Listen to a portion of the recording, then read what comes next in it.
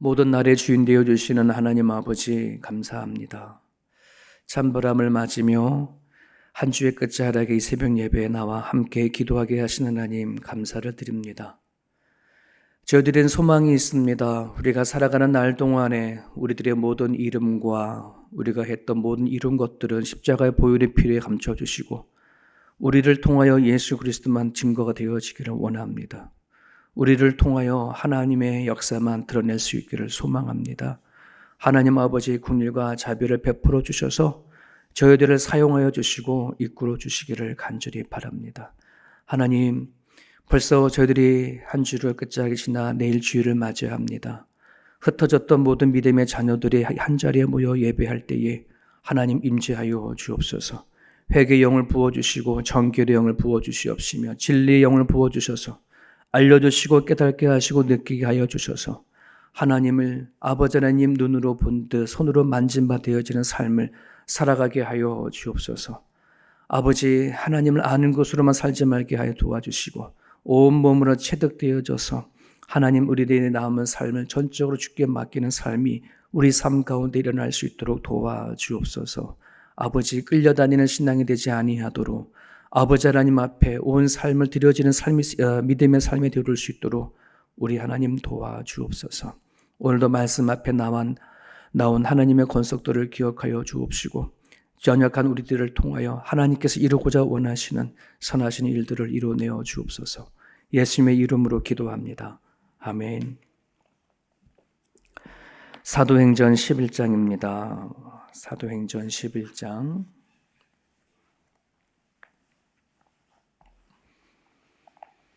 우리 1절부터 18절까지 우리 같이 봅니다.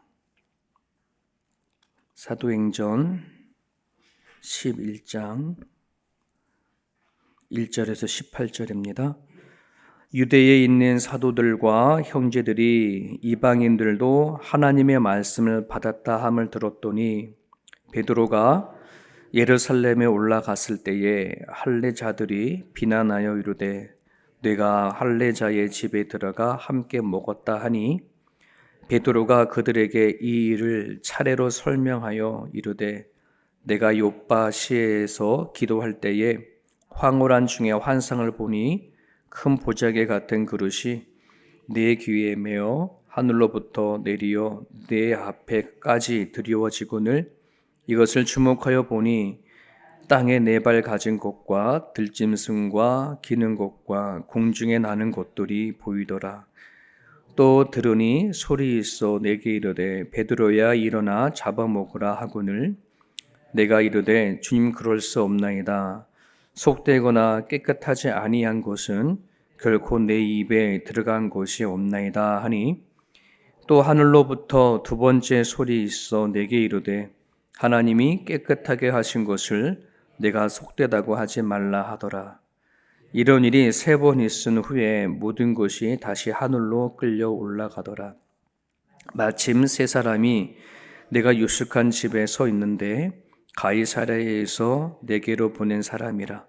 성령이 내게 명하사 아무 의심 말고 함께 가라 하시매 이 여섯 형제도 나와 함께 가서 그 사람의 집에 들어가니 그가 우리에게 말하기를 천사가 내 집에 서서 말하되 네가 사람을 요빠에 보내어 베드로라 하는 시몬을 청하라.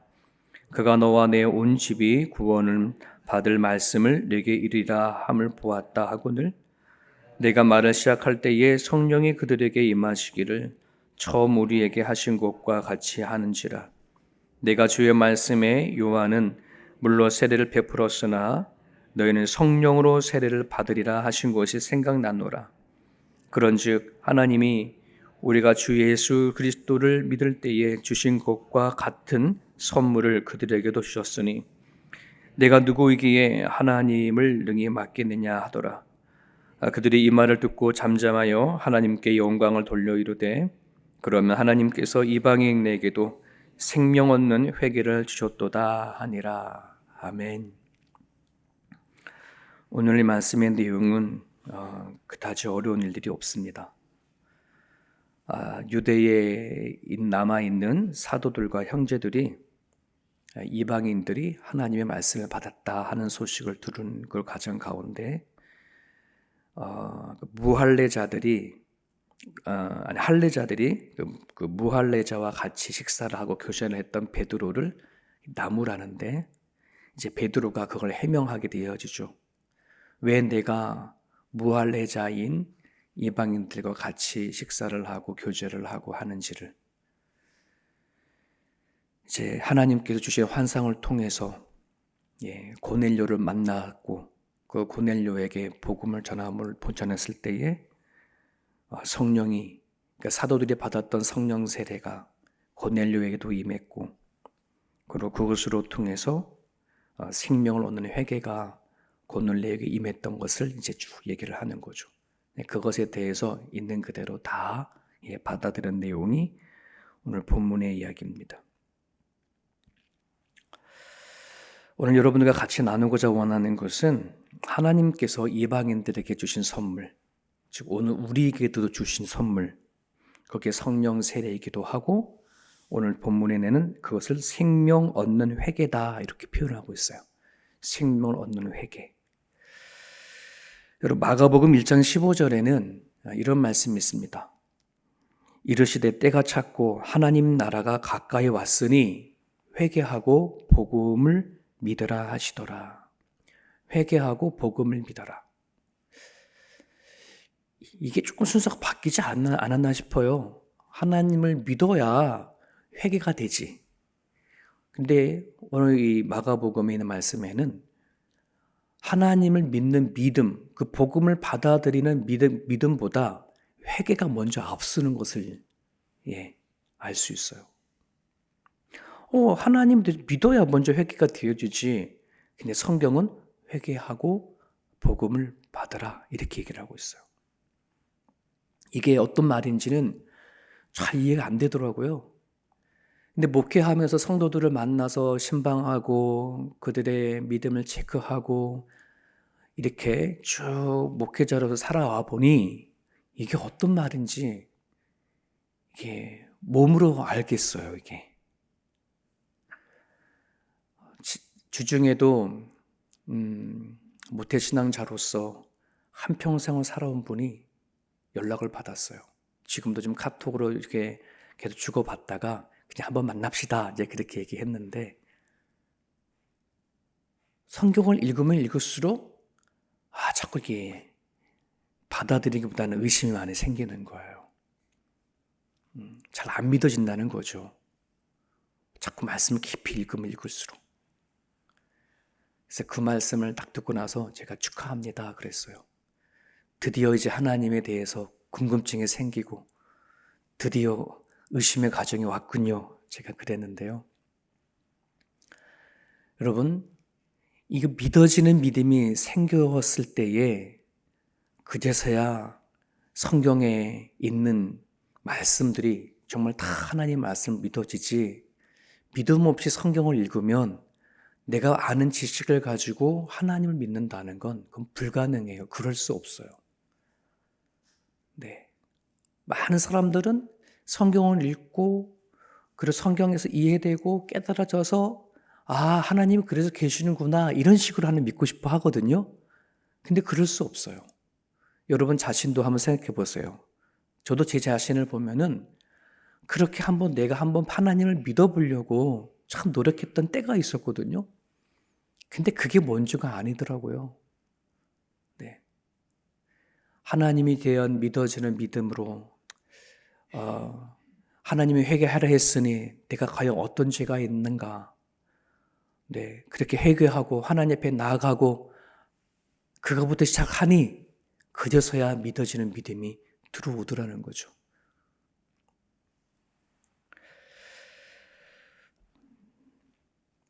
여러분 회개 없는 그 믿음, 회개가 이루어지지 아니하는 신앙에는 구원과 복음이 따라오지가 않아요. 왜 나는 잘 하나님 안 믿어질까? 나는 왜 자꾸 하나님에 대해서 자꾸 거리감이 자꾸 생길까? 이런 분들이 계시면 그냥 순종 한번 해보실래요? 회개하는 거예요. 하나님이 회개하라 했으니, 영이신 하나님이 살아계셔서 그렇게 하라 했으니 내가 머리로는 이해가 안 되고 깨달아지지 않지만 회개하는 거예요. 하나님, 내가 죄인입니다 하는 거죠. 하나님, 저를 또한 가르쳐 주십시오. 내가 죄인 예수님이 나 대신에 십자가 죽으셨다는데 그 죄가 뭔지 모릅니다. 알려주십시오. 이렇게 나가는 거죠. 그리스도인들에겐 두 종류의 사람이 있습니다. 회개가 이루어지는 사람이 있고 회개가 이루어지지 아니하는 사람이 있는 것을 보게 됩니다. 자연스럽게 회개하고 자신을 부인하고 자신을 복종시키는 사람이 있는 반면에 그 삶이 잘 이루어지지 아니하는 사람들이 있습니다. 마태복음 7장 13절입니다. 우리가 너무나 잘 알고 있는 말씀입니다. 좁은 문으로 들어가라. 멸망으로 인도하는 문은 크고 그 길이가 넓어 그리로 들어가는 자가 많고 생명으로 인도하는 문은 좁고 같이 협작하여 찾는 자가 적다. 왜 주의 길을 걸어가는 길이, 생명의 길을 걸어가는 길이 왜 좁을까? 왜 협착할까? 가기가 어려울까? 왜 그럴까요? 믿음의 길은, 십자가의 길은 나 자신을 십자가에 매다는 일이기 때문에 그렇습니다. 나를 죽이는 일이기 때문에 그렇습니다. 나는 죽고 예수로 살아야 되는데 내가 죽는 것이 너무나 어렵기 때문에 그 길이 좁은 문이에요. 좁은 길이에요. 한번 우리 자신을 한번 돌이켜보면 내가 지금까지 움켜잡고 살아왔던 것들을 내가 내려놓고 포기하고 살아간다는 게 그게 쉽던가요? 전혀 이게 쉽지가 않아요. 정말 어렵습니다. 철저히 나를 죄인으로 여기고 나의 고집을 꺾고 회개하는 것 자체가 이게 너무나도 어렵습니다. 근데 성경은 그것을 해결되지 아니하면 나와 하나님의 관계가 회복되어지지 아니함을 성경은 얘기를 하고 있죠. 로마서 5장 10절입니다. 우리가 원수 되었을 때에 그의 아들의 죽으심으로 말미암아 하나님과 화목되게 하셨은즉 화목되게 한 자로서는 더 그의 살아나심으로 말미암아 구원을 받을 것이다. 구원을 받을 것에 대한 조건이 있는데 하나님과 화목하게 되어진 자 이렇게 얘기하고 있어요. 그러니까 구원의 조건은 하나님과 화목하게 되어지는 거거든요. 우리가 예수님을 믿는다고 했었을 때 하나님이 살아계시는구나, 하나님 계시구나, 예수님이 나를 위하여 이 땅에 오셨구나 라고 하는 그 사실을 알고 믿는 거이기 전에 그것을 알았다면 하나님과 화목하는 관계가 반드시 있으셔야 된다는 거예요. 그런데 한번 우리가 돌이키고 믿음의 사람들을 쭉 살펴보면 하나님과 그 화목한 관계를 살아가는 분들이 정말 계시는가?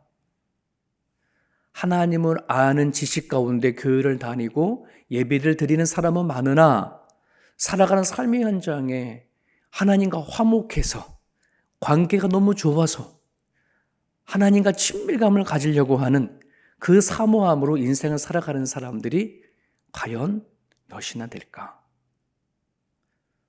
이 아침에 여러분들이 찬바람을 맞고 나오면 이 자리는 아마 그 마음부터 출발이 됐을 거예요. 하나님 아니면 안 되구나 하는 것부터.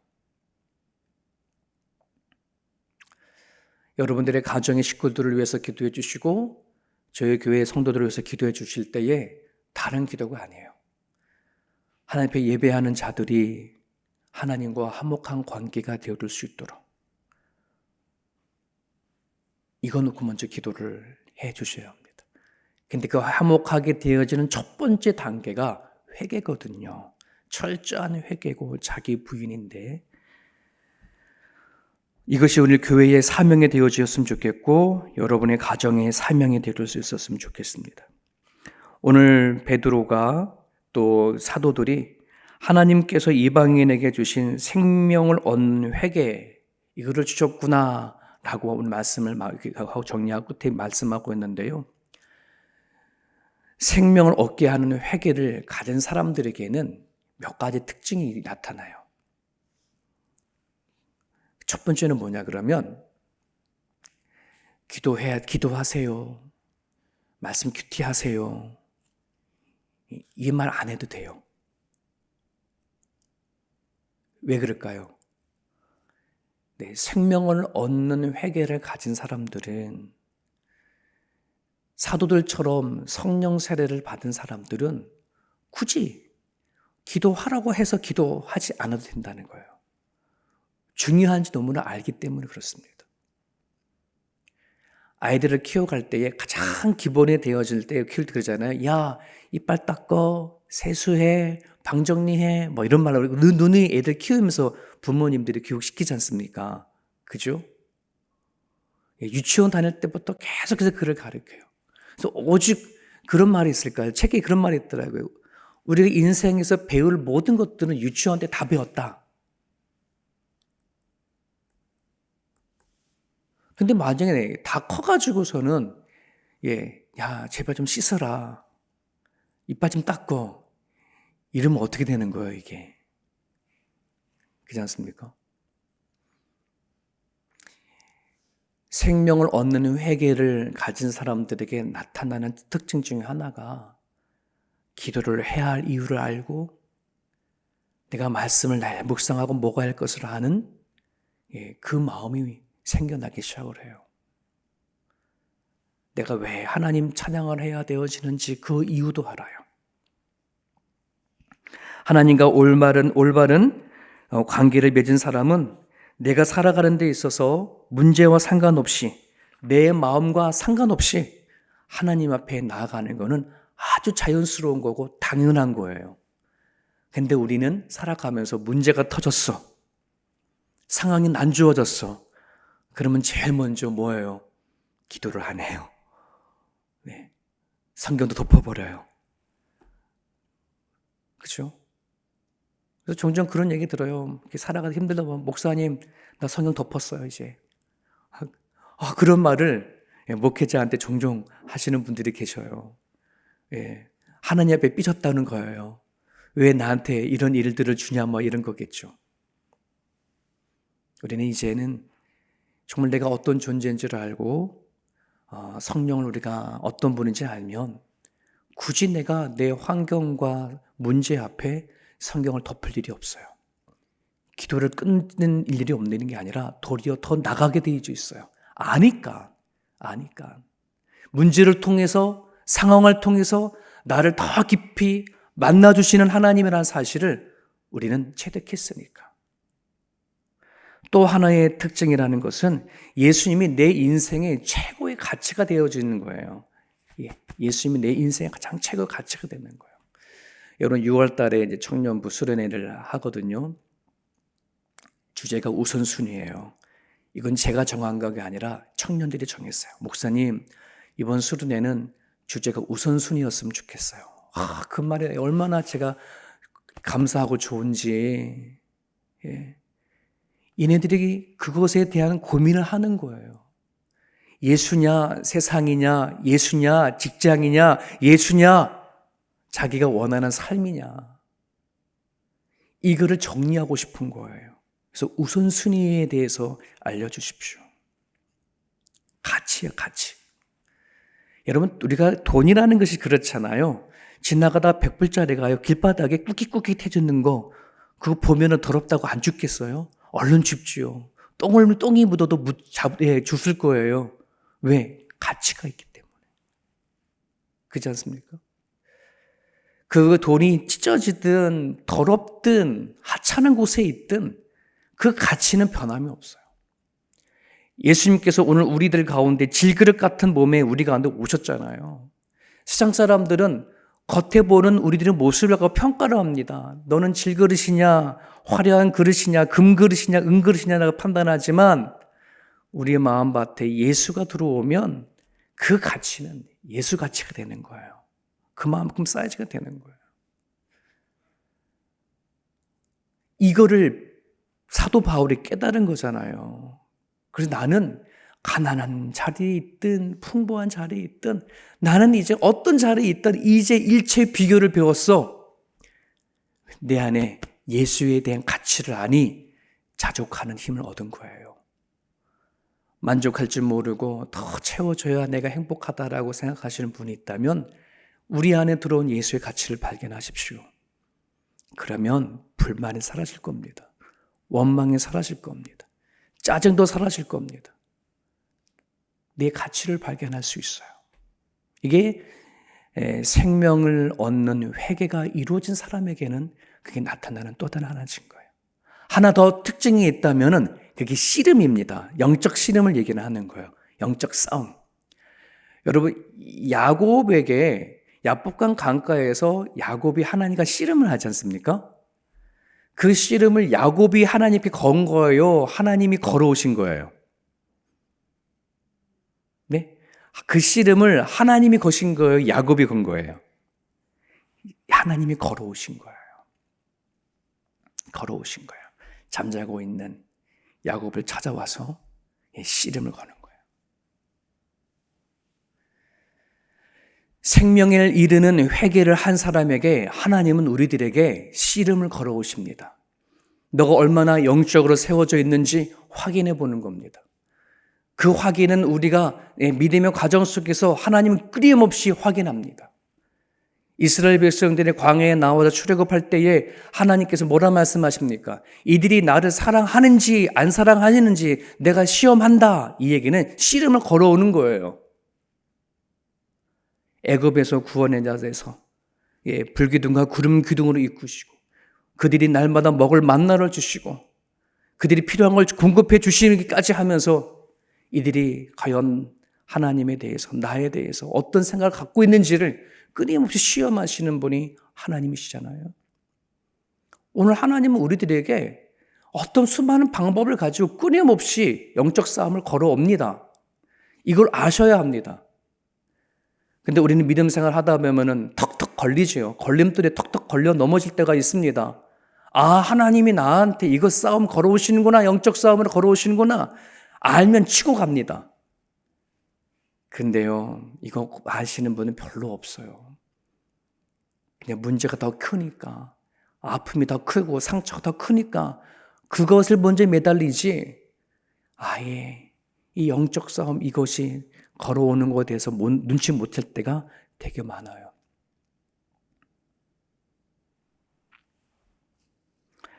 우리가 신앙생활을 하면서 영적 싸움 많이 하잖아요. 이건 추상적인 단어가 아니에요.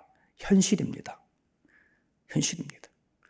혹시 여러분들이 문제나 또 관계성 안에서나 여러분 하고자 하는 일들 가운데 삐걱거리는 것이 있다면 어떤 문제에 여러분들이 하나님 앞에 더 나아가려고 하는데 이 걸림이 나로 주저앉게 만든다면 하나님이 걸어오시는 씨름이다라고 여러분들이 믿고 매달릴 수 있기를 간절히 바랍니다. 그 믿음으로 이겨나가면은요, 와, 그제서야 하나님의 은혜가 뭔지를 알아요. 여러분, 우리가 늘 은혜 하게 되면 예배 드릴 때, 아, 오늘 찬양 좋았어, 은혜 받았어. 그 은혜를 얘기하는 게 아니에요. 하나님 주신 그 은혜는 정말 씨름을 통해서 간신히 죽기 살기로 매달려서 하나님의 주시는 승리를 맛보았을 때, 하나님이 나한테 주시고자 하시는 그 기쁨이 무엇인지 맛보았을 때 오늘 찾아오는 은혜입니다. 하나님이 부어주시는 은혜를 값싼 은혜로 생각하지 마십시오. 영적 싸움이 일어난 다음에 나오는 그 은혜를 진짜 맛볼 수 있어야 됩니다.